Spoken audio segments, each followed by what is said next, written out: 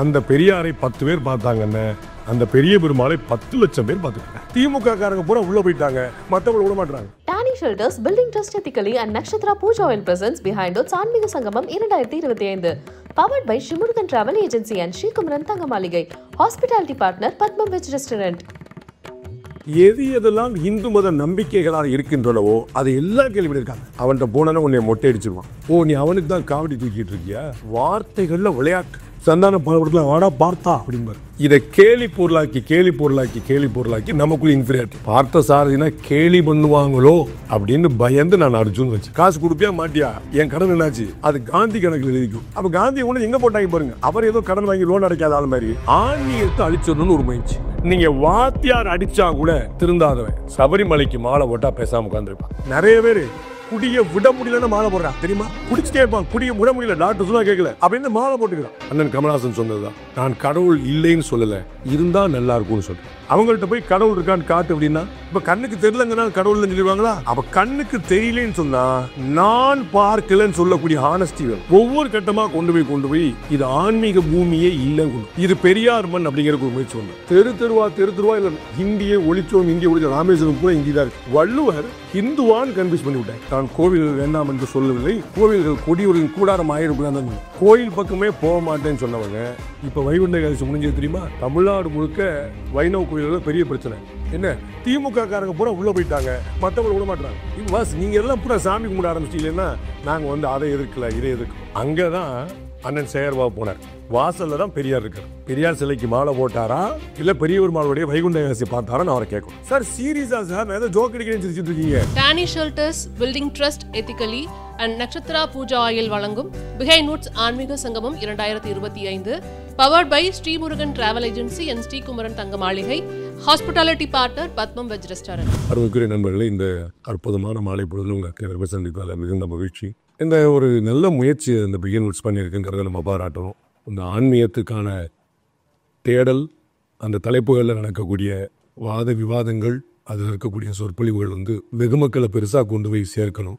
அதற்கு இந்த மாதிரி பாப்புலராக இருக்கக்கூடிய சேனல்கள் எடுக்கக்கூடிய முயற்சி ரொம்ப பெரிய விஷயம், ரொம்ப கவனிக்கப்பட வேண்டிய விஷயம். தமிழகம் பேச்சால் கெட்டுப்போன ஒரு மாநிலம் சொல்லலாம். பேச்சால் வளர்ந்த மாநிலம் சொல்கிறது, பேச்சால் கெட்டுப்போன மாநிலம் அப்படின்னு சொல்லலாம். அப்போ பேச்சு எல்லாத்துக்கும் துணை இருக்குது, எல்லாத்தையும் நியாயப்படுத்தக்கூடியதாக மாறிடுது. நல்ல ஒரு பேச்சு திறமை இருந்தால் நம்ம நிறைய இடங்களில் பார்க்குறோம், ஒரு ஆன்மீக குருவாக மாறிறதுக்கான ஆபத்து கூட இருக்குது. எங்கள் அப்பா ரொம்ப சின்ன வயசுலேருந்து என்னை வற்புறுத்திகிட்டே இருந்தார். இந்த திருப்பாவை 30 ஆண்டாள் காலடியில் பிறந்திருக்கோம், 30 திருப்பாவை மட்டும் ஹிந்தியில் சொற்பொழிவு பண்ண கற்றுக்கோ. நார்த் இந்தியா பூரா நீ குரு மகாராஜ் ரங்கராஜ் பாண்டேஜி அப்படின்னு ஆயிடலாம், அப்படின்னு இப்படி கையில் இப்படி அருள் மாளிக்கிற மாதிரி ஆயிடலாம். ஏன்னா நார்த்தில் ஒருத்தர் சொற்பொழிவு பண்ணார்னா அவர் குருஜி மகாராஜ் எல்லாம் ரெண்டு சேர்த்து போட்டு விட்ருவாங்க. நமக்கு தேவை நெத்தியில் கொஞ்சம் பட்டல் அல்லது நாமம் ஏதாவது ஒன்று போட்டு நம்ம வந்துட வேண்டியதான். அது ஹிந்தியில் புரோச்சம் பண்ணான்னா அங்கே நல்ல வார்த்தைகள் யார் சொன்னாலும் அது அவர் காலில் விழுந்து கும்பிட்டு அதை ஏற்கிற ஒரு பெரிய பழக்கம் இருக்குது. அதனாலே அவரெல்லாம் குரு மகான்களாக மாறி. நம்ம ஊரில் அந்த தெளிவு இன்னும் இருக்குது. சொற்பொழிவாளர்கள் வேறு, குரு மகான்கள் வேறு அப்படின்ட்டு. ரமண மகரிஷி மாதிரியோ, யோகி ராமசரத்குமார் மாதிரியோ, இன்னும் பெரிய நிறைய பெருமக்கள் மாதிரியோ, நம்ம மேல்மருவத்தூர் ஆதிபராசக்தி அம்மா மாதிரியோ கூட வெளியில் பேசி அறியாத அல்லது பேச்சால் அறியப்படாத பல குரு மகான்கள் இருக்கிறாங்க. ரொம்ப ஆச்சரியமான சொற்பொழிவாளர்கள் தமிழ்நாட்டில் பஞ்சமே இல்லை.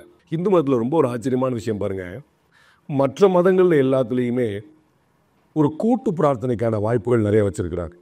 இந்து மதத்தில் கூட்டு பிரார்த்தனைங்கிற கான்செப்ட் கிடையாது. கூட்டு பிரார்த்தனைங்கிற கான்செப்ட் இந்து மதத்தில் கிடையாது. பிறகு நவீன குருக்கள் அது ஒரு கான்செப்டாக கொண்டு வந்துட்டாங்க. நம்ம எல்லாருமே சேர்க்கணும்னு கொண்டு வந்துட்டாங்க. இந்து மதத்தில் சொல்லப்படுற ரொம்ப தெளிவான விஷயம், நல்லதோ பொல்லதோ உனக்கு மட்டும்தான். அந்த புண்ணியம் உன்னுடையது, அந்த பாவம் உன்னுடையது. ஒருவேளை வாய்ப்பு இருந்தால் உன் புண்ணியத்தை வேணால் நீ 4 பேருக்கு ஷேர் பண்ண முடியுமே தவிர உன் பாவத்தை அடுத்தவங்க ஷேர் பண்ண முடியாது, உனக்கு தான் அப்படின்னு. ரொம்ப எளிமையான உதாரணம். இது லாஜிக்கலாக இருக்குதா எப்படின்னு கொஞ்சம் எளிமையான உதாரணத்தை நம்ம புரிஞ்சுக்கலாம். நம்ம பேங்க் டெபாசிட் வச்சுருக்குறோம், 10 கோடி ரூபா வச்சுருக்குறோம். நமக்கு ஏதாவது நாய் போச்சுன்னா பிள்ளைங்கள்ட்ட ஆட்டோமேட்டிக்காக லீகல் ஆயிரு அப்படின்னு போயிடும். வீட்டை மாறத்துக்குவாங்க, குழந்தைங்கள எல்லாம் போயிடும். 10 கோடி ரூபா லோன் இருந்துச்சுன்னா நமக்கு தெரியாதுங்க, அவர்கிட்ட தான் கொடுத்தீங்க, அவர்கிட்ட போய் வாங்கிக்கவே நம்ம சொல்லிட்டு போயிடலாம். அவ்வளோதான், ரொம்ப எளிமையான பேர். அவர் கொடுத்தா அவர் போய் என்னையே கேட்குறேன் அப்படின்னு சொல்லிட்டு போயிடலாம். இதை மாதிரியான ஒரு விஷயம் இருக்குது. இந்த கூட்டு பிரார்த்தனைக்கான விஷயத்தை இப்போ இருக்கக்கூடிய குருமால் கூட இருந்தாலும் ஒவ்வொருத்தரும் பாவ புண்ணியம் நமக்கானு வச்சுருக்காங்க. அப்போ எது பாவம் எது புண்ணியம் தெரிஞ்சதுக்கான பெரிய தேடல் வந்துட்டு எது நல்லது எது தப்பு எது கெடுதல், இது செய்யலாமா கூடாதா அப்படின்னு ஆளுக்கு ஒரு நியாயம். நம்ம வந்து பெரிய சினிமாக்களில் வந்து பெரிய இன்ஃப்ளூயன்ஸ் வருதில்ல, அவன் நல்லவன்னா நானும் நல்லவன் தான், அவனை நிறுத்த சொல்லி நான் நிறுத்தினேன், அந்த மாதிரியான விஷயங்கள்லாம் வரும்போது எல்லாத்தையுமே நியாயப்படுத்துகிற போக்கு வந்து பெருசாக இருக்குது. அது வந்து ஒரு பெரிய துயரம். அது வந்து பேச்சாலே வளர்ந்தது. நல்ல வார்த்தை வள்ளர்கள் வந்து நம்முடைய அரசியல்வாதிகள், அவங்களுடைய பேச்சினால இது வந்து தொடர்ந்துகிட்டே இருக்குங்கிற பார்க்கணும். அப்போ அதுக்கான கவுண்டர் கொடுக்கறது எப்படி அப்படின்னா, முல்லை எப்படி முள்ளால் தான் எடுக்கணும் அப்படிங்கிறத நம்ம கொஞ்சம் பாசிட்டிவாக வச்சோன்னா வைரத்தால் தான் இருக்கலாம் அப்படி கூட யோசிக்கலாம் நம்ம. ஸோ அந்த மாதிரி நம்ம என்ன முயற்சி பண்ண வேண்டியிருக்குன்னா, அதே பேச்சால் தான் அந்த நெரேட்டிவ் வந்து செட் பண்ணி காமன் மேன் தான் நம்ம கொண்டு போக வேண்டியிருக்கு. அதற்கு வந்து இது போன்ற நிகழ்ச்சிகள் வந்து பெரிதும் துணை இருக்குங்கிறது ரொம்ப முக்கியமான விஷயம். இது வந்து வெகு மக்கள்கிட்ட லட்சக்கணக்கான கிட்டத்தட்ட ஒரு 8-10 பேர் பேசக்கூடிய இடத்துல லட்சக்கணக்கான பேர்கிட்ட வந்து அது மெதுமெதுவாக கொண்டு போய் சேர்க்கக்கூடிய வாய்ப்பு இருக்குது. அது வந்து இதுக்கான இந்த மாதிரியான நிகழ்ச்சிகள் நானும் ஒரு சேனல் நடத்துகிறேங்கனால இந்த மாதிரியான நிகழ்ச்சிகளுக்கெல்லாம் வந்து பார்த்திங்கன்னா செல்ஃப் லைஃப்னு சொல்லக்கூடிய ஜாஸ்தி. இது எப்போ பார்ப்பாங்க, 15 வருஷம் கழிச்சு கூட ஒருத்தன் பார்ப்பான்.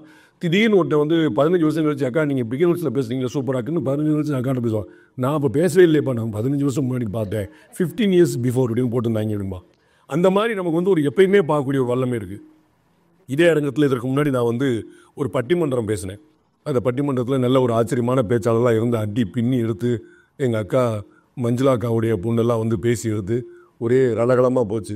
நான் கூட பயந்துட்டே உட்காந்தேன். நடுவில் உட்காந்தனால நடுவருன்ட்டாங்க நம்மளை, அதனால் பயந்துட்டே உட்காந்து நமக்கு ஏதாவது பிரச்சனை வந்துட போதும் அப்படின்னு ஒரு 2 நாள் அந்த வியூஸ் வந்து அப்படி கொஞ்சம் கம்மியாக இருந்துச்சு. அப்புறம் பார்த்தா எகிரி அடித்து போயிட்டு வந்துச்சு. அப்போ தான் அது புரிஞ்சு. ஸோ இன்றைக்கில் நாளைக்கு கழிச்சில் அப்படின்னா அப்போ அந்த மாதிரியான பட்டிமன்ற நிகழ்ச்சியில் கூட நமக்கு பெருசும் மனசுக்கு பிடிச்ச விஷயமா இந்த விஷயம் இருக்குது. இதுதான் போய் சேர வேண்டிய விஷயமா நம்ம பார்க்குறோம். மக்களுக்கு வந்து புரியாத விஷயமாகவும் போய் சேர வேண்டிய விஷயமா இதாக இருப்பாங்க. அந்த மாதிரி ஒரு முன்முயற்சி எடுத்த பிகின் வுட்ஸுக்கு கட்டாயமாக நம்முடைய பாராட்டுகளை தெரிவித்தாலும், இந்த இடத்துல வந்து எனக்கு வந்து ஒரு அக்கர்னா வச்சு ஒரு தலைப்பு கொடுத்துருக்குறாங்க. உங்களுக்கு டேரக்டாக சொல்லியிருக்க மாட்டாங்க. அவர் வந்து ஆன்மீகம் பேசுவார், நீங்கள் ஏதோ ரங்கராஜ் பாண்டியன் திருப்பாவை வந்து மார்கழி மாதம் அவர் தான் திருப்பாவை பேசுவார் நினச்சிருப்பீங்க. ஆனால் எனக்கு கொடுத்துருக்க டாபிக் வந்து ஆன்மீக அரசியலும் பகுத்தறிவும் அப்படின்னு கொடுத்துருக்காங்க. நல்ல ஆள் பார்த்து கொடுத்தாங்க. அந்த டாபிக்னா சரின்ட்டேன் உடனே. நான் வந்து பிகின் வுட்ஸில் பேசுங்க இங்கே பேசுங்க அப்படிலாம் டாபிக் சூப்பர்ப்பா நான் வந்துடுறேன்ப்பா அப்படின்னு கேட்டேன். இதுக்காக தானே காத்துக்கிட்டு இருக்கேன், கொண்டா கற்றுக்கிட்டு இருக்கேன். அப்போ இந்த ஆன்மீக அரசியலும் நாத்திகமும் அப்படின்னு அவங்க வந்து ஒரு வார்த்தை கொடுத்துருக்காங்க. ரொம்ப முக்கியமான விஷயம். நாத்திகம் ஆன்மீகத்தை அரசியலாக பார்த்து, ஆனால் ஆன்மீகம் வந்து அரசியல் மூலமாக நாத்திகத்தை ஒழிக்க முயற்சிக்கிறது. இது ரெண்டும் வந்து ஒரு பெரிய ஒரு இன்ட்ரெஸ்டிங்கான விஷயம். இந்த வார்த்தை ஆன்மீக அரசியல் அப்படிங்கிற அந்த வார்த்தையை வந்து நமக்கெல்லாம் கொடுத்தது வந்து சூப்பர் ஸ்டார் ரஜினிகாந்த் தான். அதற்கு முன்னாடி இந்த காயினேஜ் கிடையாது. அவர் தான் வந்து நீங்கள் என்ன மாதிரி அரசியல் பண்ண போகிறீங்கன்னு சொல்லி நான் ஒரு ஆன்மீக அரசியல் பண்ண போகிறேன் அப்படின்னு. அவர் எப்போ பார்த்தாலும் இந்த இமயமலையில் போய் படுத்து கூட வரல. அதனால் ஒரு இந்த மாதிரி ஆன்மீக அரசியல் என்னங்க எனக்கு அப்படின்னு யோசிச்சிருப்பாங்க. அப்போ அந்த ஆன்மீக அரசியல்னால் என்னங்கிறதுல ஒரு பெரிய வித்தியாசமான பாயிண்ட். இந்த மதவாத அரசியலுக்கும் ஆன்மீக அரசியலுக்குமான வித்தியாசத்தை புரிஞ்சுக்கணும். It is not religious politics, it's spiritual politics. அப்போ ஸ்பிரிச்சுவல் பாலிடிக்ஸ்னால் என்ன அப்படின்னு ஒரு கேள்வி. ஒரு மதத்தை முன்னிறுத்தி அதை நம்ம கொண்டு போனோம்னா அது மதவாத அரசியல்னு நம்ம சொல்லுவோம். ஆனால் நான் ஆன்மீக வழியில் பயணிக்கிறேன், என்னுடைய மதம் இது, அதற்காக நான் எந்த மதத்தையும் பழிக்க மாட்டேன், அடுத்த மதத்தை நான் பழிக்க மாட்டேன், ஆனால் என்னுடைய மதம் இது, எனக்கு அது எந்த குழப்பமும் இல்லை, அப்படி இருக்கிறது தான் ஸ்பிரிச்சுவல் பாலிடிக்ஸ்ன்னு சொல்லுவோம். அப்போ இந்த ஆன்மீக அரசியல் ஏன் தேவைப்படுது? நம்ம இதுக்கு முன்னாடி நம்ம மொழி அரசியல் பார்த்துருக்கோம், இன அரசியல் பார்த்துருக்குறோம், இட அரசியல் பார்த்துருக்கோம், நீர் அரசியல் பார்த்துருக்கோம், ஏகப்பட்ட விஷயங்கள் பார்த்துருக்கோம். காவேரியில் தண்ணி கொடுப்பானா, பாலாவில் தண்ணி கொடுப்பானா, கிருஷ்ணாவில் தண்ணி கொடுப்பானா, எல்லா பிரச்சனையும் பார்த்துருக்கோம். இது என்ன புதுசாக ஆன்மீக அரசியல் அப்படிங்கிறது? இதுதான் இந்தியாவுடைய தேவையாக இருந்தது நான் கருதுகிறேன். விவேகானந்தர் செய்தது ஆன்மீக அரசியல், பாரதியார் செய்தது ஆன்மீக அரசியல், அரவிந்தர் வந்து அரசியல் விட்டு தான் ஆன்மீகத்துக்கே வந்தார். முழுக்க எல்லாருமே அரசியல் தான், நேரடியாக களத்தில் போராடியவர்கள் அந்த நிறைய பேர் பார்த்தீங்கன்னா அப்படி தான். அப்போ இந்தியாவை ஆன்மீகம் மட்டும்தான் காப்பாற்றும் அப்படிங்கிறதுல யாருக்கும் குழப்பம் இருக்கல. அது இங்கு நாத்திகம் பேசுகிறவர்களுக்கும் தெரியும். அதனால தான் அங்கே கருப்பு சட்டை போடுறதுக்கு மொத்தம் 4 பேர் தான் இருக்கிறாங்க. ஆனால் ஒவ்வொரு ஆண்டும் சபரிமலைக்கு கருப்பு சட்டை போட்டு வர்றவங்க எண்ணிக்கை கூடிக்கொண்டே லட்சக்கணக்கு கோடிக்கணக்கு கூடிக்கிட்டே இருக்குன்னு பார்க்க. அது மட்டும் இல்லை, இந்த பக்கம் பழனிக்கு பச்சை கலர் போட்டு கார்த்திகை மாதமான நீங்கள் நடந்து போனீங்கன்னா அந்த கொங்கு மண்டலத்தில் நீங்கள் எந்த பக்கம் நடந்து போனாலும் அங்கே பக்தர்கள் பாத யாத்திரை செல்வதற்காக சாலை 2 பக்கம் போட்டிருப்பாங்க. எத்தனை லட்சக்கணக்கான மக்கள் காலில் செருப்பு இல்லாமல் நடந்துகிட்டு இருப்பாங்க. ஒரு 1000 பேரை ஒரு கட்சிக்காரன் கூட்டுறதுக்கு எத்தனை லட்சம் ரூபா செலவழிக்க வேண்டியது. ஆனால் இந்த ஆன்மீகம் என்ன செய்யுது, அத்தனை லட்சம் ரூபாய் செலவழித்து மக்கள் தன்னுடைய பாக்கெட்லேருந்து செலவழித்து அந்த சாமியை பார்க்க வைக்க தெரியுதா. உன்னைய பார்க்க வைக்கிறதுக்கு நீ காசு கொடுக்குற, சாமியை பார்க்குறதுக்கு நான் காசை கொடுக்குறேன், உடல் உழைப்பை கொடுக்குறேன், என்னுடைய சிரமத்தை கொடுக்குறேன், நடந்து போய் நின்று அந்த சாமியை பார்க்குறேன், அந்த முருகனை பார்க்குறதுக்காக, அந்த ஐயப்பனை பார்க்குறதுக்காக, அந்த திருப்பதிக்கு இங்கேருந்து எவ்வளோ பேர் நடந்து போகிறாங்க. சென்னையிலேருந்து மட்டும் இல்லை, எவ்வளோ ஊர்லேருந்து நடந்து போகிறாங்க, எவ்வளோ கீழேருந்து மேலேருந்து எப்படி போகிறாங்க. அப்போ எது இந்தியாவுக்கு தேவையானது, எது இந்தியாவை ஒருங்கிணைக்கும்னு இவர்களுடைய சட்டமோ திட்டமோ இல்லை. இந்த ஆன்மீக ஒன்று தான் கனெக்டிங் பாயிண்ட். இன்றைக்கி பாரத பிரதமர் நரேந்திர மோடி நிறைய கலாச்சாரம் அது இதுன்னு சங்கம் சொல்கிறார். காசி சங்கமம் அப்படிங்கிற முயற்சி எடுத்திருக்கார். காசி சங்கமம் அவர் இன்னைக்கு எடுத்திருக்கிறார். எங்கள் ஊரில் ஒவ்வொரு குடும்பமும் காசியோட சங்கமிச்சது தான். தமிழ்நாட்டில் ஒவ்வொரு குடும்பமும் காசியோட சங்கமிச்சது தான். காசிக்கு போகாதவன் யார்? ஒரு பாட்டியம்மாவுக்கு 100 ரூபா சம்பாதிச்சா உனக்கு என்ன ஆசைன்னா, எப்படியாவது நான் காசி ராமேஸ்வரம் போய் பார்த்துடுறோம். சாதாரண வீட்டில் சொல்லுவோம். அவளுக்கு காசியை பார்த்தோம், ராமேஸ்வரம் பார்த்துட்டு வாழ்க்கை முடிஞ்சது. அவளுக்கு நிம்மதி, மன வேறு எதுவுமே வேண்டியது. இது இந்தியாவில் உள்ள ஒவ்வொரு குடும்பங்களும் செய்யும். எந்த ஒரு அரசியல் தலைவராலும் செய்ய முடியாத விஷயத்தை ஒரு ஆன்மீகம் தான் செய்து காத்திருக்கிறது. அப்போ இங்கே காசி எங்கே இருக்குது? இன்றைக்கே காசிக்கு நீங்கள் ட்ரெயினில் போனால் உங்களுக்கு 36 hours ஆகும், ஃப்ளைட்டில் போனால் 12 hours ஆகும், 4 இடம் மாறி போகிறதுக்கு. அங்கேருந்து ஒரு 3 மணி நேரம் தான் என்னுடைய பூர்வீக ஊர், அங்கே பீகாரில் காசிலேருந்து இப்போ ஒரு 3 மணி நேரம் தான். அப்போ நீங்கள் இங்கேருந்து டெல்லி போய் டைரக்ட் ஃப்ளைட் சென்னையிலேருந்து இல்லை, இங்கேருந்து டெல்லி போகணும், இல்லாட்டி பெங்களூர் டெல்லி போகணும், டெல்லியிலேருந்து பனாரஸ் போகணும், பனாரஸ் போய் போகணும். அன்னைக்கு காசிக்கு போனால் திரும்ப வருவானான்னு தெரியாது. காசிக்கு போனால் சொல்லிட்டு போயிருந்தோங்கிற அளவுக்கு சொல்லுவாங்க. எல்லாத்தையும் சொல்லிக்கியா அப்படின்னு. நம்ம கல்யாண சடங்குகள்லாம் நீங்கள் பார்த்துருப்பீங்க, காசி யாத்திரைன்னு ஒன்று வச்சுருப்பாங்க. அப்போ இந்த பிரம்மச்சரியத்துடைய ஒரு அடிப்படை தத்துவமாக காசி யாத்திரை, காசிக்கு போகிறங்கிறது இருந்துச்சு. இது எப்படி இந்தியா முழுக்க இன்னைக்கு பல பேர் கேட்குறாங்களே, இந்தியா ஒரு நாடாக இருந்துச்சா அப்படின்னு. அப்போ தமிழ்நாட்டில் காசி கிடையாது, தமிழ்நாட்டில் இருக்கக்கூடிய ஒவ்வொரு வீடு எப்படி காசிக்கு போகுது? அது இன்னொரு நாட்டில் எல்லா வீட்டையும் என் பையன் அமெரிக்கா போகணும், என் பையன் ஆப்பிரிக்கா போகணும் வேணா சொல்லுவானா? இன்னொரு நாடு, இன்னொரு ஊர் இங்கே இருக்குது, ஏன் போவான்? அப்போ எப்படி தமிழ்நாட்டில் இருக்கக்கூடிய ஒவ்வொரு வீட்டுக்கும் காசிக்கு போகணுங்கிற ஆசை, லட்சியம், பரம்பரையாக எப்படி வந்துச்சு? அப்போ இந்தியா ஒருங்கிணைந்த நாடுங்கிறது எதன் மூலமாக? இந்த கலாச்சாரத்தின் மூலமாக, இந்த தர்மத்தின் மூலமாக. அதுதான் அங்கே பின்னாடி அவங்கள நிப்பாட்டிக்கு எல்லா வீட்டுக்குமான ஒரு விஷயமா இருக்குது. அது எந்த மதத்துக்கும் எந்த ஜாதிக்கும் பாகுபாடு இருக்குது. இந்த ஜாதி, இந்த ஊர், இது கன்னியாகுமரியில், இது மதுரையில், திருச்சியில், திருநெல்வேலியில், செட்டியாருக்கு, நாடாருக்கு, எல்லா கம்யூனிட்டியும் காசு. அதே போல் நார்த் இந்தியாவில் இருக்கிற அத்தனை பேருக்கும் ராமேஸ்வரம் வந்தாகும். நம்ம தமிழ்நாட்டில் தான் ராமேஸ்வரம் இருக்குது. ராமேஸ்வரத்தை தயவுசெய்து இந்த திராவிட இயக்க போர்வாளர்கள்லாம் போய் பார்க்கணும். எல்லா லாட்ஜ்லேயும் ஹிந்தியில் தான் இருப்பான். தெருவா இல்லை ஹிந்தியை ஒழிச்சோம், ராமேஸ்வரம் பூரா ஹிந்தி தான் இருக்குது. இதை நான் சொன்னதுக்கப்புறம் அவங்க பிரச்சனை வந்துடக்கூடாது பாவத்து. அப்படியே நம்ம நோட்டீஸ் பண்ணவே இல்லையே, எப்படி பாண்டே சொல்லிட்டு அப்படியே என்ன கணக்கு? அங்கேருந்து நம்ம எப்படி இங்கேருந்து காசியை நோக்கி அத்தனை லட்சம் பேர் போகிறோமோ, அதுபோல் அங்கேருந்து அத்தனை லட்சம் பேர் நம்ம ராமேஸ்வரம் நோக்கி வரோம். இந்த வடக்கு தெற்கு இணைப்புக்கு இதை விட பெரிய விஷயம் என்னங்க பண்ணியிருக்கு? எதுங்க இது நிற்குது? இந்த மதம், இந்த தர்மம், இந்த கலாச்சாரம், இந்த பண்பாடு, இந்த கோயில், இந்த ஆன்மீகம், அதுதான் நினைக்கிறோம். அதை நாத்திகம்னு ஒரு விஷயம் ட்ரை பண்ணும். நாத்திகம்னு சொன்னால் எங்கள் அண்ணன் கமல்ஹாசன் சண்டைக்கு வருவார். ஆஸ்திகத்துக்கு எதிரான விஷயம் நாஸ்திகம்னு சொல்லுவாங்க, அதுக்கு அர்த்தம் வேறு, நாங்கள் அதுக்கு உடன்படலை, எங்களுக்கு நாங்கள் வேறு பேர் வச்சுருக்கோம். ஏன்னா அண்ணன் கமல்ஹாசன் அவருக்கு அவர் தான் பேர் வச்சுருவார், இன்னொருத்த பேர் வைக்கிறத விரும்ப மாட்டார். உலகநாயன்னு சொன்னால் உலகநாயெல்லாம் கூப்பிடாதீங்கன்றார். ரொம்ப நாளாக வச்சுருந்தார். ஆழ்வார்பேட்டை ஆண்டவர் எல்லாம் வச்சுருந்தார், ரொம்ப நாள் வச்சாங்க. அஜித்குமார் சார் என்னை ஏகேன்னு கூப்பிடுங்கன்னொன்னே இவர் என்னை கேஹெச்னு கூப்பிடுங்கன்றார், என்னை கமல்ஹாசன் கூப்பிடுங்க அப்படின்ட்டார். அவரை பார்த்து இவர் சொன்னான்னு சொல்ல, நீங்கள் பாலிடிக்ஸ் பண்ணாதீங்க அப்படி சொல்ல, அதற்கு பிறகு அப்படி வந்துச்சு நான் சொல்லுவேன். அவர் உலகநாயகன் பட்டம் எனக்கு வேண்டாம் அப்படின்ட்டார். அப்போ எங்களுக்கு நாத்திகர்னு பேர் கிடையாது, எங்களுக்கு பகுத்தறிவாளர்கள் என்று வேறு பேர் இருக்கிறது. இந்த ராம் அப்படின்னு ஒரு படம், அதில் நம்ம கஞ்சா கருப்பு நடிச்சிருப்பார். அதில் அவர் கேரக்டர் வாழ வந்தான் அப்படின்னு பேர் இருக்கும்.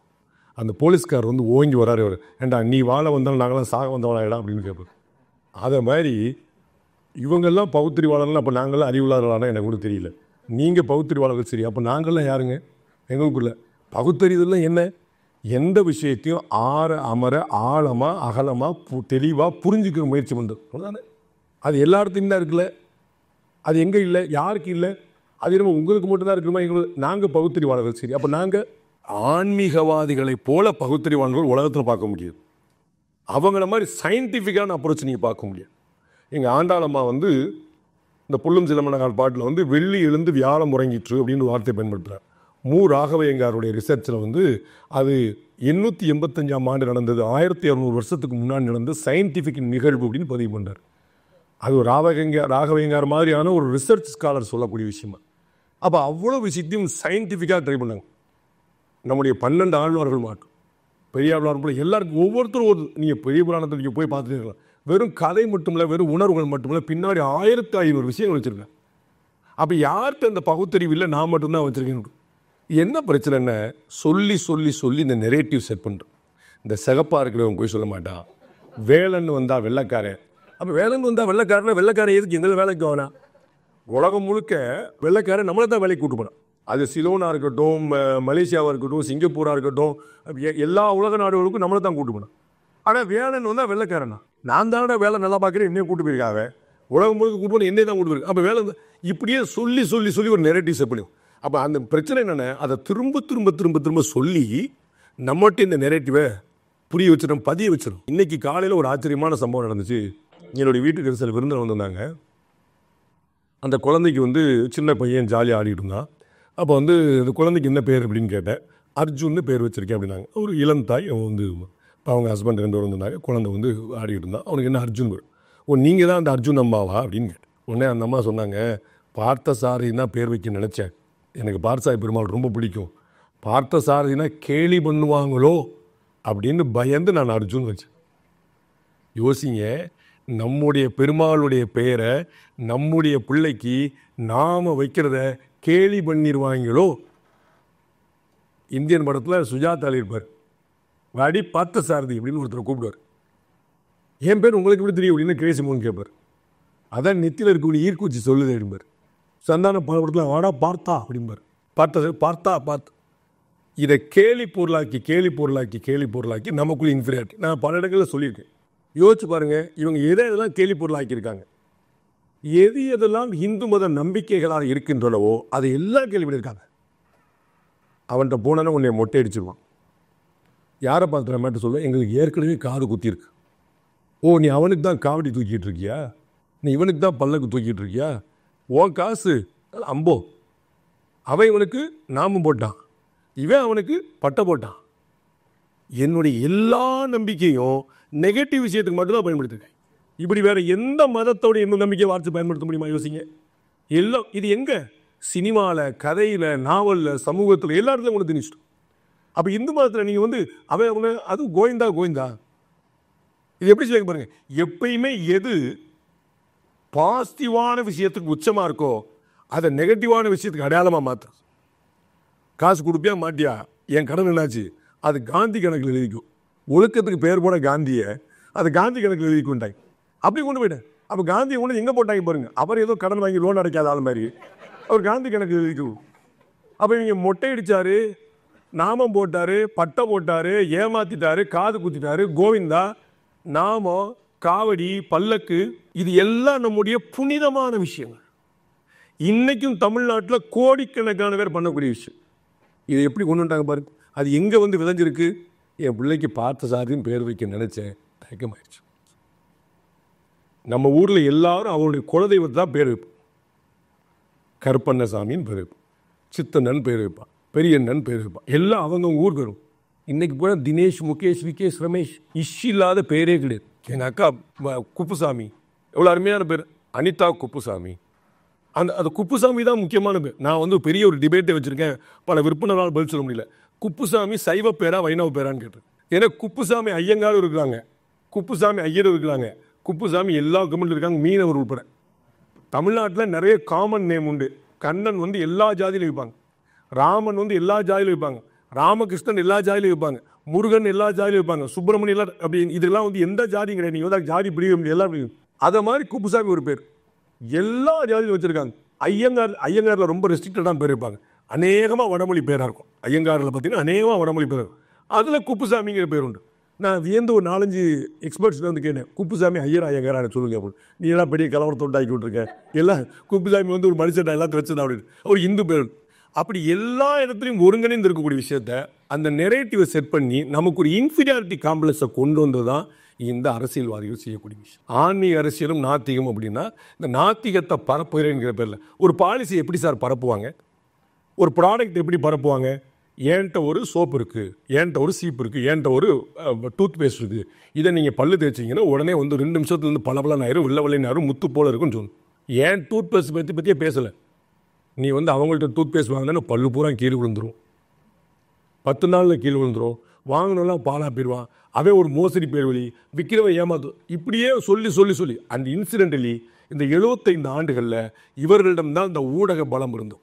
அப்போ எல்லா பக்கமும் சினிமாவில் போனால் அந்த கதை, வெளியே போனால் அது நமக்கு நல்லா ஞாபகம் இருக்கும்ல பெரிய வசனம், நான் கோவில்கள் வேண்டாம் என்று சொல்லவில்லை, கோவில்கள் கொடியூரின் கூடாரம் ஆயிருக்கலாம் தான் சொன்னேன்.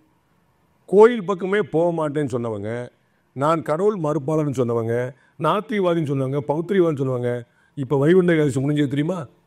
தமிழ்நாடு முழுக்க வைணவ கோயில்களில் பெரிய பிரச்சனை என்ன, திமுக காரங்க பூரா உள்ளே போயிட்டாங்க, மற்றவங்க விட மாட்டுறாங்க. சார் சீரியஸாக சார், நான் ஏதோ ஜோக் அடிக்கிறேன்னு சிரிச்சிட்டு இருக்கீங்க.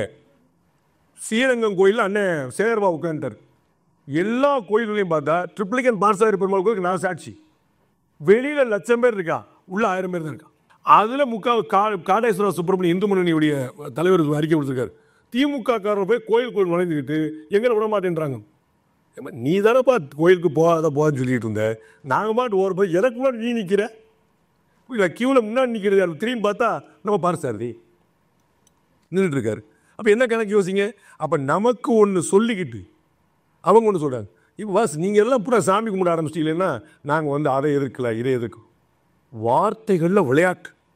எகெயின் அண்ணன் கமல்ஹாசன் சொன்னது தான், நான் கடவுள் இல்லைன்னு சொல்லலை, இருந்தால் நல்லா இருக்கும்னு சொல்கிறேன். அவர் வந்து தமிழ்நாட்டில் அவருக்கு இணையான நடிகர் யாருமே கிடையாது. அதனால தான் அரசியலில் வந்து அங்கே போய் நிற்கிறார். நடிக்க தெரியல அரசியலில், திரைக்கு முன்னாடி புறமாக தான் நடிக்க தெரியும், திரைக்கு பின்னாடி மாட்டிக்கிறார். அவர் வந்து டைரெக்டாக வரும்போது மாட்டிக்கிறார், அது போய் நேராக போய் சேர்ந்து. அப்போ வார்த்தையில் நமக்கு வந்து அந்த லாஜிக்கலாக அந்த ஆமாம் இல்லைன்னு சொல்லலை, இருந்தால் நல்லா இருக்கும்னு சொல்கிறேன். அப்படிங்கும்போது கரெக்டாக இருக்கிற மாதிரி தெரியுது. ஒரு இல்லைன்னு தாங்க சொல்கிறார், வேறு மாதிரி சொல்கிறார். கடவுள் இல்லைன்னு சொல்லிட்டு இருந்தவங்க ஏழையின் சிரிப்பில் இறைவனை காண்போம் அப்படின்ட்டு, இறைவனே இல்லையே அப்புறம் எப்படி காண்பீங்க? ஏழையின் சிரிப்பில் மகிழ்ச்சியை காண்போம் சொல்லுங்க, ஏழையின் சிரிப்பில் நிறைவை காண்போம் சொல்லுங்க, ஏழையின் சிரிப்பில் எங்களுடைய ஆட்சியின் நலனை காண்போம், ஏழையின் சிரிப்பில் இறைவனை காண்போம் எப்படி சொன்னீங்க? இறைவன் தான் இல்லையே, இல்லாத இறைவனை எப்படி காண்பீங்க? அப்போ இறைவன் இருக்காரு ஒத்துக்கிறீங்களா இல்லையா? திருமூலர் சொன்னார் சார், ஒன்றே குலமும் ஒருவனே தேவன் சொன்னார். அது அப்படி அண்ணா சொன்னார் மாற்றிட்டாங்க. இன்னும் யார்கிட்டயாவது போய் ஒன்றே குலம் ஒருவனே தேவன் யார்ப்பா சொன்னார்? அண்ணா சொன்னார். இப்போ என்ன செய்ய, நம்ம ஊரில் எல்லாமே அப்படி தான் ஓடிட்டு இருக்கு. எம்ஜிஆர் பாட்டு பின்னி வெடிப்பார். எம்ஜிஆர் பாட்டா? டேரக்டர் வேறு, ப்ரொடியூசர் வேறு, ஸ்கிரிப்ட் ரைட்டர் வேறு, பாட்டு வேறு, மியூசிக் டைரக்டர் வேறு. ஆனால் எம்ஜிஆர் பாட்டு தான். பாடினவர் வேறு, எங்கள் அண்ணன் டீம் சொல்லுவாங்க ஒரு பாடிருப்பார். ஆனால் எம்ஜிஆர் பாட்டு. அதை மாதிரி யார் என்ன சொன்னாலும் கிரெடிட் பூரா எனக்கு. மாப்பிள்ளை வேணா சட்டை என்னோட. ஒன்றே குலம் ஒருவனே தேவன் என்று அண்ணா சொல்லியிருக்கிறார் உண்டை. கொஞ்ச நாள் நீங்கள் கூகுளில் போய் தெரியும் பாருங்க, அண்ணா சொன்னாருன்னு தான் வரப்போகுது. ஏன்னா சர்ச் பண்ணி அப்படியே மாற்றி விட்ருவாங்க. அப்போ எப்படி ஒரு நெரேட்டிவ் கொண்டு போயிட்டு இருக்காங்க. இவர்கள் சொல்வது வந்து நாத்தியம், சொல்வது வந்து பௌத்தியம். ஆனால் என்ன பண்ணுறாங்க, இருக்கிற மதங்களை இருக்கிற கடவுளை நம்பிக்கை புண்படுத்தும். ரைட், நீங்கள் வந்து ஒரு கடவுள் மறுப்பாளர், ஒரு நாத்திகவாதி, கடவுள் இல்லைன்னு சொல்லி என்னைக்காவது உங்களுக்கு இன்னொரு மத கடவுளை நம்பிக்கை சொல்வதற்கான துணிச்சல் வந்திருக்காதா? கேள்வி எழுப்பணுமா இல்லையா? நீ வந்து கடவுள் மறுப்பாளர், கடவுள் எல்லா கடவுள் மறுப்பாளர் தானே. கோவில்கள் வாசலில் கடவுளை பரப்புகிறவன் காட்டு முராண்டி நான் சிலை வைப்பேன் அப்படின்னு சொன்னால் சந்தோஷம். மற்ற இடங்களில், மற்ற வழிபாட்டு தலங்களில் வைக்க முடியுமா? நீங்கள் வைப்பீங்களான்னு நான் கேட்கல, முதல்ல வைக்க முடியுமா? ஸ்ரீரங்கம் கோயில் வாசலில் இந்த சிலை இருக்கு, அரசாங்க இடத்துல ஒதுக்கப்பட்ட சிலை. அரசு வந்து இடம் கொடுத்து அந்த சிலையை வைக்க சொல்லி யோசிச்சு பாருங்க, வேற எங்கேயாவது பார்க்க முடியுமா?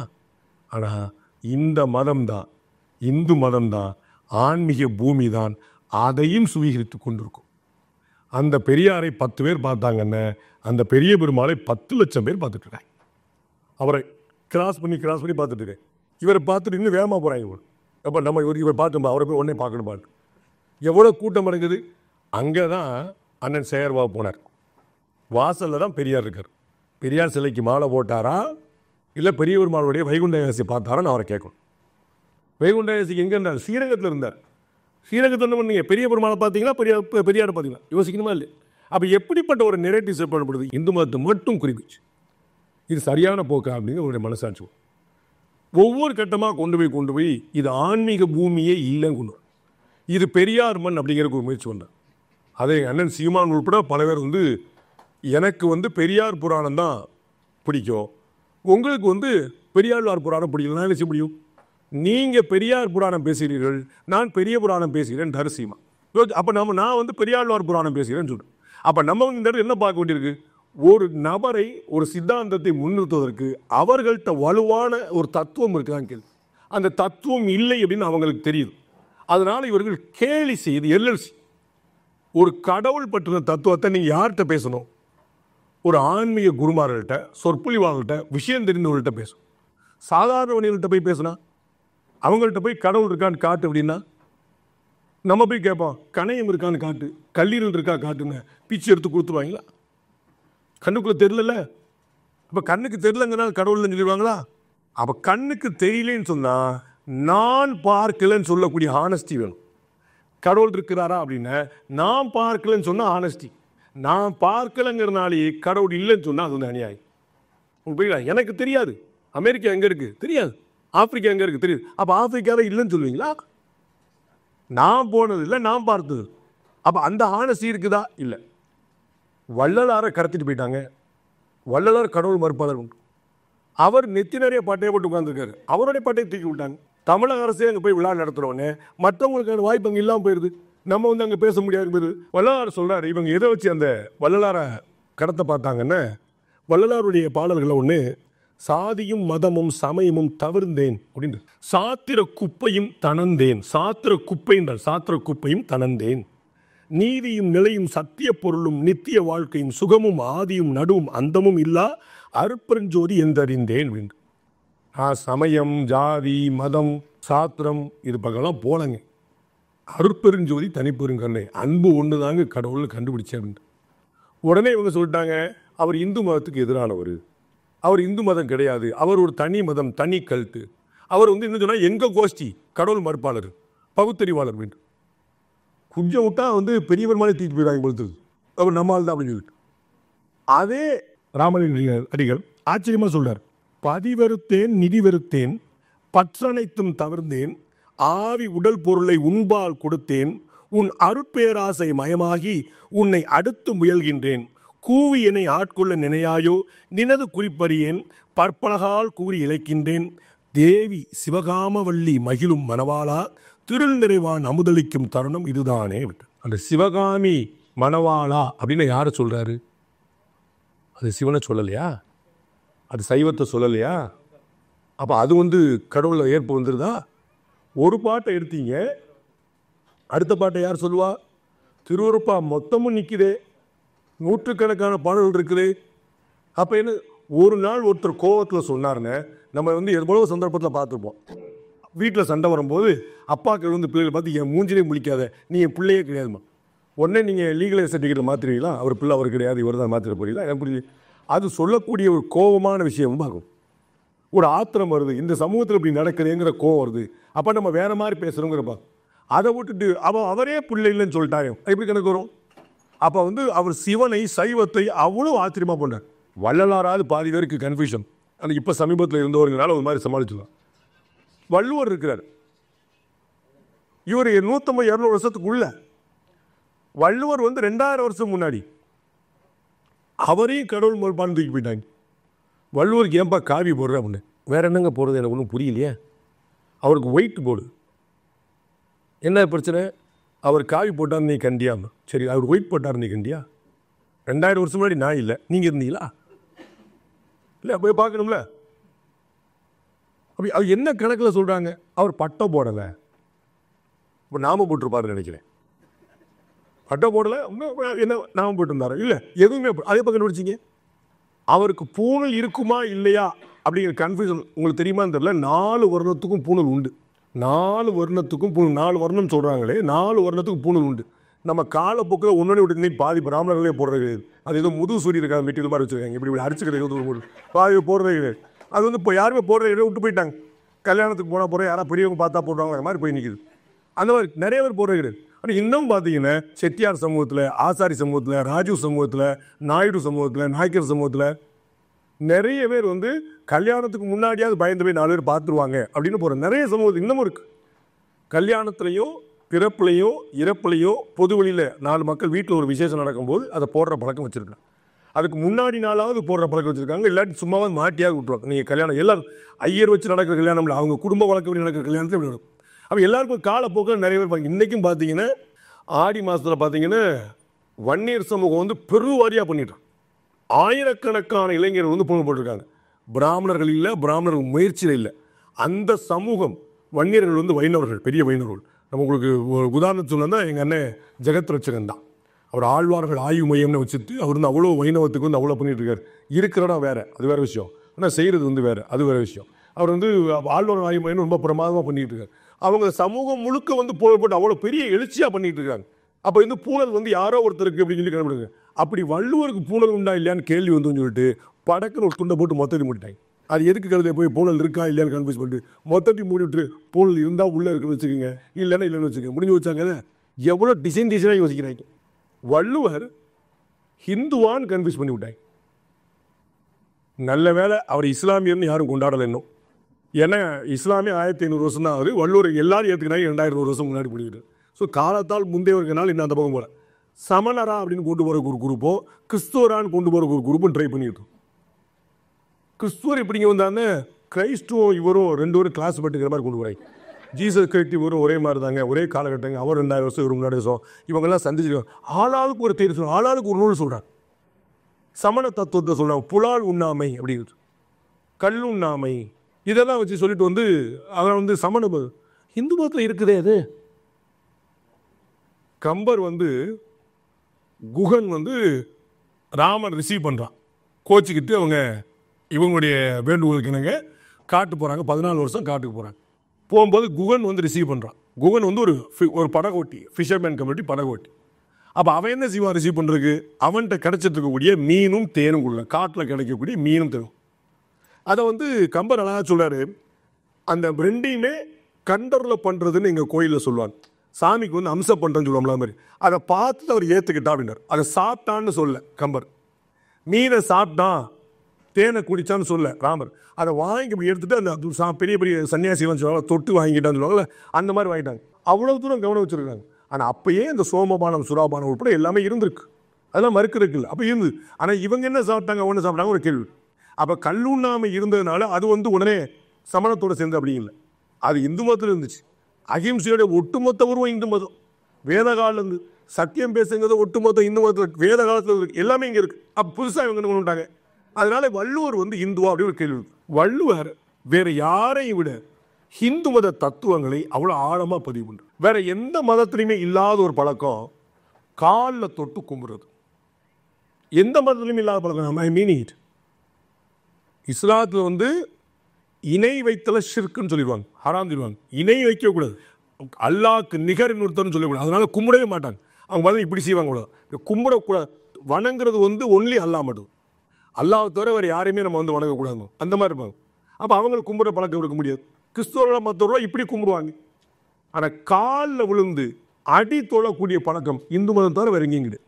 வள்ளுவர் வந்து திருக்குறளில் கடவுள் வாழ்த்துல முழுக்க முழுக்க இந்த கால் அடி தொட்டு வணங்குவதை சொல்கிறார். கற்றதனால் நம்ம எல்லாரும் தெரிஞ்சுக்கொள், கற்றதனால் ஆய பயனன்கொள் வாளறிவன் நற்றால் தொழாரினில். அந்த கடவுளோட கால் அடியில் கிடக்கலன்னு அதை படித்து என்ன பிரயோஜனம்ன்றார். பகுத்தறிஞ்சு என்ன பிரயோஜனம்னு புரிஞ்சுக்கலாங்க. நீ காலில் விழுந்தா தான் உனக்கு புண்ணி. நீ எவ்வளவு அறிவு இருந்து என்னன்னு சொன்னார்.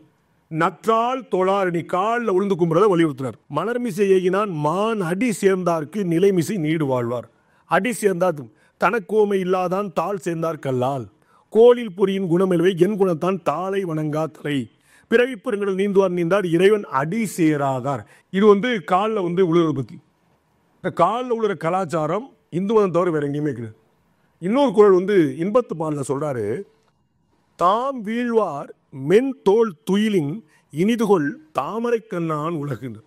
என் காதலில் தோளில் நான் சாஞ்சிருக்கிறேனே, இதை விட சுகமா அந்த தாமரை கண்ணான் உலகுன்றார். என் காதலியோட தோளில் சாயறதை விட சுகமான. இந்த சுகமானு யோசிச்சு கன்ஃபியூஸ் பண்ணல, ஏமா சுகம் இல்லை அதான் ரொம்ப சுகம்னு யோசிக்காங்க. அதை நான் சொல்ல வரல. தாமரை கண்ணான் யாருன்னு கேட்க விரும்புகிறேன். தாமரை கண்ணான் உலகு அவ்வளோ சுகமானு கேட்குறாருல, தாமரை கண்ணான் யாரு? தாமரை கண்ணான்னு பெருமாளை தவிர வேறு யாரை சொல்லியிருக்கோம்? வேற எங்கே சொல்லி, எந்த கடவுள் சொல்லியிருக்காங்க? எந்த மத கடவுள் சொல்லியிருக்காங்க? எங்கேயாவது அவருடைய கடவுளை தாமரை கண்ணான்னு ஒரு இடத்துல சொல்லியிருக்காங்க? ஒரு குறிப்பு காட்ட சொல்லு. இதோட வேற இன்னும் நிறைய சொல்லிட்டே போறாரு. அவ்வித்து அழுக்காறு உடையானை செய்யவள் தவ்வையை காட்டிவிடும் ஒரு திருக்குறள் சொல். ஒழுங்கா வேலை பார்க்காம சோம்பேத்திரமா தெரிகிறவன லட்சுமி அவங்க அக்காட்ட காட்டி கொடுத்துருவான்னு. லட்சுமியை நம்ம ஸ்ரீதேவின்னு சொல்லுவோம். அவங்க அக்காவுக்கு இன்னொரு பேர் வச்சுருக்கோம், மூத்த தேவி, ஷார்ட்டாக நம்ம சொல்லுவோம். சரிங்களா? அந்த பேரை கூட சொல்ல மாட்டோம். நம்முடைய தத்துவம் எப்படிப்பட்டவர் பாருங்க. லட்சுமியோட மூத்தவன், அதனால் மூத்த தேவி. அது சொல்லி சொல்லி ஷார்ட் ஃபார்மில் வேற ஒரு பேரில் வந்து நிற்கிது. அதை நாம் சொல்ல மாட்டோம் இல்லைங்க, வள்ளுவரே சொல்லலை.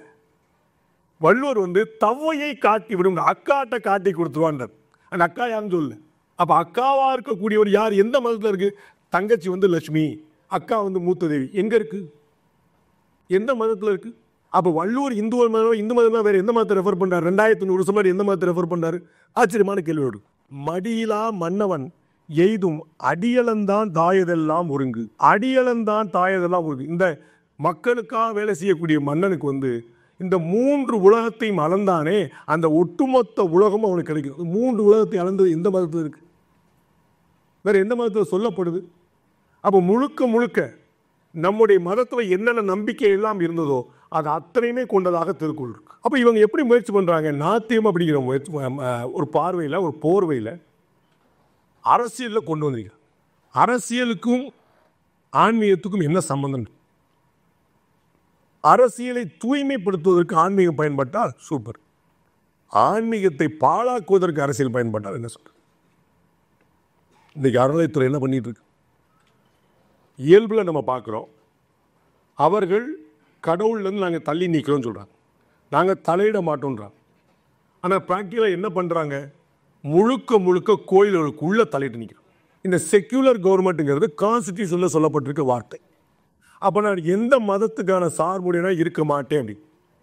அப்போ சர்ச்சுகளை கண்ட்ரோல் பண்ணுறதுக்கு ஒரு அமைப்பு கிடையாது, மசூதிகளை கண்ட்ரோல் பண்ணுறதுக்கு ஒரு அமைப்பு கிடையாது, கோயில்களை மட்டும் கட்டுப்படுத்துறதுக்கு ஒரு அமைப்பு.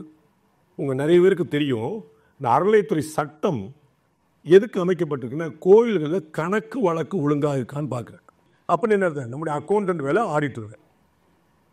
இந்த அறநிலையத்துறை அந்த வேலையை ஒழுங்காக பார்த்துருக்கான்னு நீங்கள் பார்க்கணும். எதற்காக அமைக்கப்பட்டதோ அந்த வேலையை ஒழுங்காக பார்க்கணும். 90% கோயில்களில் அக்கௌண்ட்ஸ் வந்து நாங்கள் முடித்து வைக்கல, ஆடிட் பண்ணப்படலை அப்படின்னு அவர்களே ஒப்புக்கொள்கிறார். சிஏஜி வந்து மத்திய கணக்கு தணிக்கைத்துறை வந்து அறநிலையத்துறை ஒரு அரசு நிறுவனமாக இருக்கிறதுனால கோயில்கள் அரசு நிறுவனம் அல்ல, ஆனால் அறநிலையத்துறை அரசு நிறுவனம். அந்த அறநிலையத்துறை கோவில்களுக்கு காசு கொடுப்பதில்ல, கோவில்கள்லேருந்து காசு எடுக்குது. நான் சொல்ல ஏதோ பாலிடிக்ஸ் பேச நினச்சிட்டு இருக்காங்க, ஃபேக்ட் பேசிகிட்டு இருக்கு. இது சட்டசபையில் தாக்கல் செய்யப்படக்கூடிய தகவலை சொல்லிட்டு இருக்கு. அப்போ கோவில்லேருந்து நீ காசு வாங்குறியே, அந்த காசை என்ன செய்கிற அப்படின்னு சிஏஜி ரிப்போர்ட் கேட்குது. அறநிலையத்துறையிடம் உன்னுடைய வரவு செலவு கணக்கை காட்ட முடியாதுன்றாங்க சார், காட்ட முடியாதுன்றாங்க. அறநிலையத்துறை சிஏஜியிடம் நாங்கள் கணக்கு காட்ட முடியாதுன்னு. அறநிலையத்துடைய பிரதான வேலை என்ன? கணக்கு வழக்கு தான். அதற்காக கோவிலிருந்து 4, 8, 12 3 விகிதாச்சாரங்களில் அவங்க காசு வசூல் பண்ணுறாங்க.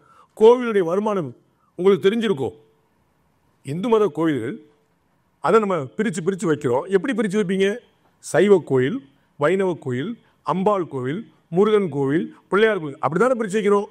அவங்க என்னவா பிரித்து வச்சுருக்காங்க? அறநிலையத்துறையில் 10 லட்ச ரூபா வருமானம் கோவில், 1 கோடி ரூபா வருமானம் கோவில், 10 கோடி ரூபாய்க்கு மேலே வருமானம் கோவில். உண்மைங்க. அறநிலையத்துறையுடைய கொள்கை வளர்ப்பு குறிக்கோளை போய் பார்த்தா கிடைக்கும். அறநிலையத்துறையில் வந்து கணக்கு வளர்ப்பு பார்க்கக்கூடிய கோயில்களை நம்ம 4 வகையாக பிரித்து வச்சுருக்கோம். 1 லட்ச ரூபாய் கூட வருமானம் இல்லாத கோயில்கள் 1, 10 லட்ச ரூபாய் வரை வருமானம் உள்ள கோயில்கள் 2, இப்படி வருமானத்தில் கோயில். அப்போ உங்கள் நோக்கம் என்னவா இருக்குது? கோவிலா, சாமியா, பூஜையா, புனஸ்காரமா, வருமானம். சரி, ஓகே, அந்த கணக்கு வழக்கு ஒழுங்காக காட்டியிருக்கீங்களா? ஆடிட்டருக்கு என்ன சொல்லப்படும்? அப்போ நோக்கம் என்னவா இருக்குது? அனைத்து ஜாதி அர்ச்சகர் சூப்பர் மேட்ருன்றேன், செய்யுங்கன்ற. எங்கே செய்யணும் சார்? எந்த கோயில் அர்ச்சகர் இல்லையோ அங்கே செய். இப்போ வந்து நம்ம கள்ளக்குறிச்சி பக்கத்தில் ஒரு கோயில், அங்கே வந்து அர்த்தநாரீஸ்வரர் சாமி இருக்கிறாரு. அந்த ஊரில் சாமியே இல்லை. அந்த சாமியை வந்து பாதுகாப்பாக வரைக்கும் கொண்டு போயிட்டாங்க. அம்மாள் இருந்துச்சு இல்லை, ஒரு 60-70 ஏக்கர் இருந்துச்சு. அதை வந்து போன பீரியடில் கவர்மெண்ட் எடுத்துக்க பார்த்து தனிக்கு அதை வச்சுங்க.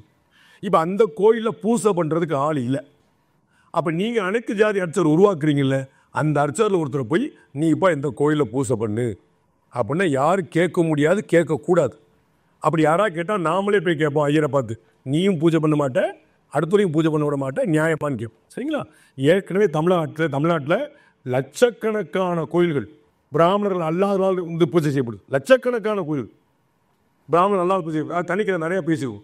அப்போ பிராமணர்களாக பூஜை செய்யலாம், ஒன்றும் தப்பு கிடையாது. எங்கே வேணும்? ஏற்கனவே பூஜை செஞ்சதுக்கூடிய இடத்துல உள்ளே போந்து அங்கே நான் தான் வருவேன் சொன்னால் திரும்ப அந்த கேள்வி வருது, நோக்கம் என்ன? இவர்கள் ஒப்புக்கொள்கிறார்கள் லட்சக்கணக்கான கோயில்கள் ஒரு வேளை விளக்கேற்றுவதற்கு வழி இல்லாமல் இருக்கின்றன. இது அறநிலையத்துறை ஒப்புதல். அப்போ ஒரு வேளை லைட்டு போடுற கூட உங்களுக்கு விளக்கேற்ற கூட வழி இல்லைல்ல.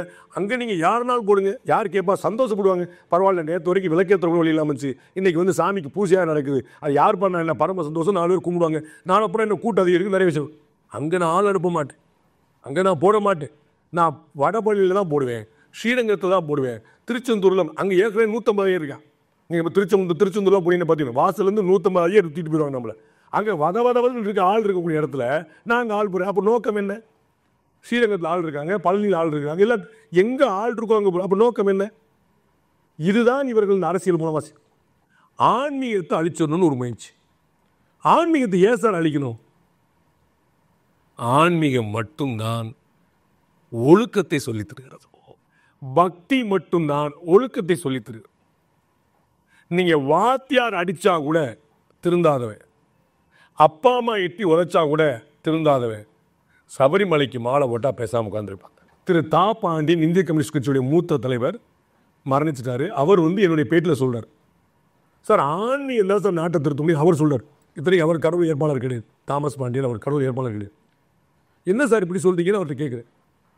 சார் 360 நாள் குடிக்கிறவங்க கூட நோன்பு காலம் தவக்காலம்னு கிறிஸ்துவ மதத்தில் வந்துடுவான்.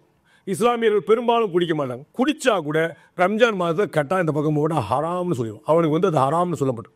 மது அருந்தல் ஹராம் கெடுதல்னு சொல்லப்படும். குடிக்க மாட்டான். நம்ம மதத்தில் எல்லா நேரம் குடிக்கிறவங்க கூட சிவராத்திரி குடிக்க மாட்டான், ஏகாதசி குடிக்க மாட்டான், சபரிமலைக்கு மாலை போட்டால் குடிக்க மாட்டான். நிறைய பேர் குடியை விட முடியலன்னு மாலை போடுறான் தெரியுமா? நான் சாட்சி 100 பேர் பார்த்துருக்கேன். குடிச்சிட்டே இருப்பான், குடியை விட முடியல, டாக்டர் சொன்னால் கேட்கல அப்படின்னு மாலை போட்டுக்கிறான். மாலை போட்டால் தான் அவனுக்கு ஒரு காப்பு மாதிரி நிற்கும். அந்த ஆன்மீக நம்பிக்கை பக்தி தான் அவனை ஒழுக்கத்தின்பால் கொண்டு. காலைல எந்திரிக்க மாட்டான், ஒழுங்கான வேலைக்கு வேலை சாப்பிட மாட்டான், கோயிலுக்கு போக மாட்டான், சாயந்தரமான குடிச்சிருவாங்கிற பழக்கம் இருக்கக்கூடிய ஒருத்தன் அந்த மாலையை போட்டோன்னே அப்படியே மாறி விடியறதுக்கு முன்னாடி குளித்து விரதம் இருந்து மதியம் விரதம் விட்டு சாயந்தரம் கோயிலுக்கு போய் 48 நாள் இருந்து மலைக்கு ஏறி நடந்து பெருமாள் நடந்து எப்படி மாறுறான்? எது அந்த ஈர்ப்பு சக்தியாக மாறுது?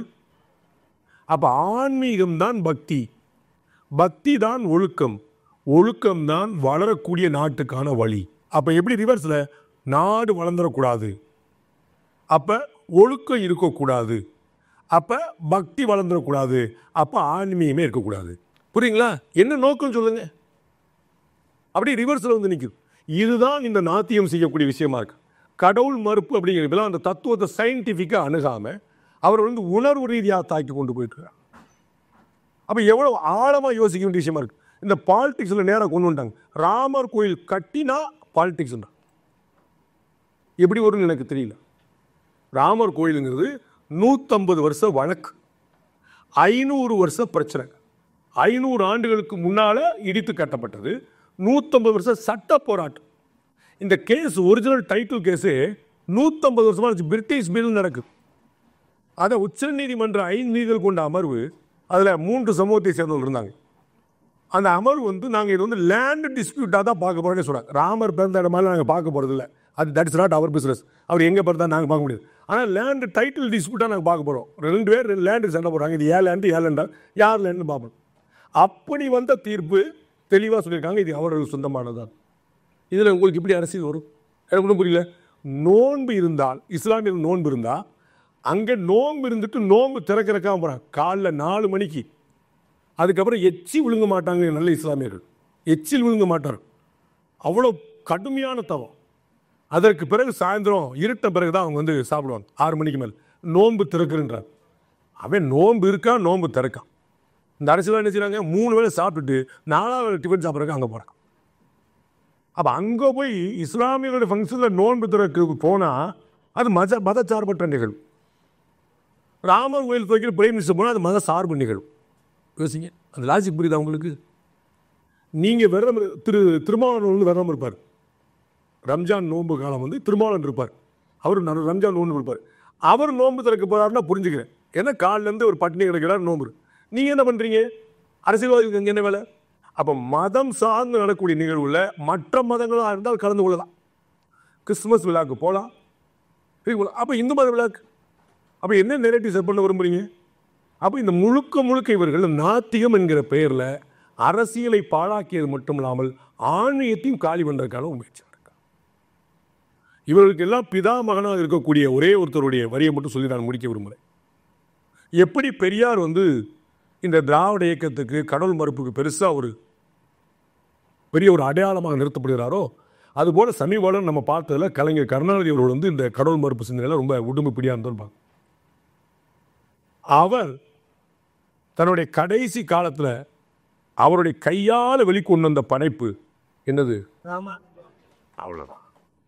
பெரியார் காவியம் இல்லை, பெரியார் புராணம் இல்லை, ராமானுஜ காவியம் கொண்டு வந்தார். நம்ம ஊரில் சொல்லுவோம்ல, பையன் வந்து முன்னதான் சின்ன பிள்ளையில் அப்படி இப்படி இருந்தான், அப்புறம் வளர வளர கரெக்டாக வந்துடும். அது மாதிரி சின்ன வயசில் கலைஞர் வந்து கடவுள் மறுப்பு பகுத்தறிவு அதெல்லாம் போன வளர வளர அவருக்கு தெரிஞ்சிருச்சு. அப்போ நம்ம வந்து கடைசி காலத்தில் என்ன செஞ்சுருக்கணும்? பெரியார் காவியம் அப்படின்னு கொண்டு வந்தாருன்னு தலைவர் பின்னிட்டார். தெளிவாக ராமானுஜ காவியம் எங்கே? கலைஞர் டிவிலேயே. இல்லாட்டி கூட என்ன தெரிஞ்சுக்கலாம். அது என்னப்பா நான் என்னப்பா பிகே நோட்ஸ் கேட்டாங்க, நான் எழுதி கொடுத்தேன், எனக்கு ஒன்றும் பிரச்சனை இல்லை. அது வந்து பிரச்சனை கமர்ஷியலாக நம்ம செய்யலாம், ஒன்றும் தப்பு கிடையாது. ஆனால் கலைஞர் டிவிலேயே கலைஞரின் கைவண்ணத்து அவர்கிட்ட கேட்டாங்க அப்பயே, என்ன தலைவரே கடைசியில் நீங்கள் ராமானுஜ காவியம் எழுதிட்டீங்க? அவர் மதத்தில் புரட்சி செய்த மகான். ஒப்புதல் வாக்குமூலம் தலைவர் கொடுத்துருக்காரு. மதத்தில் புரட்சி செய்த மகான் அப்படின்னு என்ன அர்த்தம்? பெரியார் வந்து 100 வருஷம் முன்னாடி ட்ரை பண்ணதை 1000 வருஷம் முன்னாடி செஞ்சவர் ராமானுஜர். செய்தி சொன்னது யார்? ரங்கராஜ் பாண்டே கிடையாது, சாட்சாத் கலைஞர் கருணாநிதி தான் சொல்லியிருக்காரு. இங்கு செய்யப்படக்கூடிய விஷயத்தை 1000 வருஷம் முன்னாடி பட்டியலினத்தவர்களுக்கு என்ன பெயர் வைக்கிறதுன்னு உலகம் பூரா குழம்பிட்டு இருப்போம். தலித்தும்மா, எஸ்சிம்மா, சமூக பேர் சொல்லுவான். 1000 ஆண்டுகளுக்கு முன்னாடி அவர்களுக்கு திருக்குலத்தார்னு பெயர் வச்சார் ராமானுஜன். அந்த திருக்குலத்தாரை தான் அப்படியே ஹிந்தியில் மாற்றி மகாத்மா காந்தி வந்து ஹரிஜன் அப்படின்னு வச்சார். கடவுளின் குழந்தைகள் ஹரிஜன் அப்படின்னு வச்சார். ஹரிஜனங்கள் நம்ம சொல்லுவோம். இதை இந்த காயினேஜ் படி எப்படி நம்ம ஆன்மீக அரசியல் ரஜினி கொண்டு வந்தாலும் சொல்கிறோமோ, திருக்குலத்தாருங்கிற வார்த்தை, இந்த ஹரிஜன் வார்த்தை ரூட்டு போட்டு ஒரு 1000 வருஷம் முன்னாடி ராமானுஜன். இன்னைக்கே நம்ம மூட்டை இவ்வளோ பாகுபாடு பார்க்கும்போது 1000 வருஷம் முன்னாடி எப்படி இருந்துன்னு பாருங்க. அப்போ யார் செஞ்சிருக்கா? அப்போ பெரியார் கருவாகவே இல்லை, உருவாகவே இல்லை, 1000 வருஷம் முன்னாடி. புரிஞ்சுங்களா? அப்போ நம்மக்கிட்ட ஆச்சரியமான விஷயங்கள் இருக்குது, அதை கொண்டு போய் சேர்க்கவே இல்லை. ஆன்மீகம் நல்லது, அரசியல் தேவை, நாத்திகம் உங்கள் பார்வைக்கு விட்டுவிடுகிறேன். நன்றி. என் சாமி எனக்கு வந்து கூட எல்லாம் சொல்லிக்கிட்டே இருக்கும். இது நல்லது, இது கெட்டது, இது பண்ணு, இது பண்ணாத, உன் பிள்ளைங்க இந்த நிலைமைக்கு வருவாங்க, எல்லாமே நான் சொல்லுவேன். ரொம்ப சந்தோஷமாக சொல்லுவேன். ஏன்னா எனக்கு நம்பிக்கை, எனக்கு வந்து ஜோதிடத்துலேயும் நம்பிக்கை, ஆன்மீகத்திலையும் நம்பிக்கை. பிகை நூட்ஸ் ஆன்மீக சங்கமம் 2025 title sponsor Tani Shelters, experts in creating a futuristic tech park with passion. Tani Shelters, Coimbatore. And Nakshatra Pooja oil, விளக்கேற்றும் எண்ணெய் நாளே நக்ஷத்ரா தான். Powered by Sri Murugan travel agency. சுற்றுலாவா யோசிக்க வேண்டாம், ஸ்ரீமுருகன் டிராவல் ஏஜென்சி. ஸ்ரீகுமரன் தங்க மாளிகை, உலகின் அதிகபட்ச வளையல்களுடன் மாபெரும் வளையல் திருவிழா. Hospitality partner Padmam veg restaurant. Tani Shelters, building trust ethically and Nakshatra Puja Oil presents behind Oats Aanmiga Sangamam 2025. Powered by Shrimurugan Travel Agency and Srikumaran Thangamaligai. Hospitality partner Padmam Veg Restaurant.